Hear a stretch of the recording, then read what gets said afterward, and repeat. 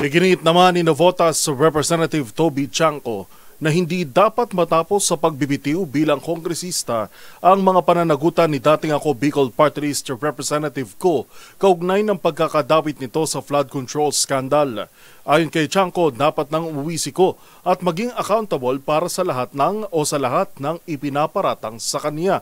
Narito ang report ni Milky Regunan.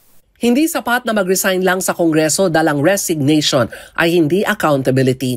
Ayon kay Representative Toby Chanco ng Navotas, dapat umuwi si resign ako Bicol Party List Representative Elizalde Ko dito sa Pilipinas at sagutin lahat ng paratang sa kanya. Sabi ni Chanco, hindi matatapos ang iskandalong ito sa simpleng resignation at statement lang. Mas lalong hindi tamaan niya na siya pa ang magdidikta kung kailan siya uuwi sa ating bansa.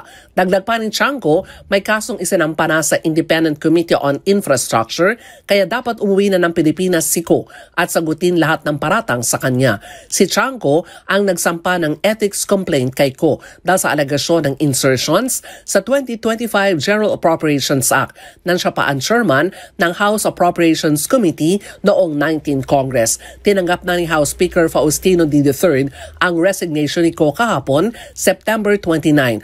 Ang petsa na ibinigay na deadline ng House Speaker para bumalik siya ng Pilipinas. Sa sulat ni Ko kay D, sinabi nito na babalik siya sa Pilipinas sa tamang panahon dahil sa pangamba umano sa kanyang buhay at sa kanyang pamilya. Para sa MBC TV Network News, ako si Milky Regunan, una sa Pilipinas, una sa Pilipino.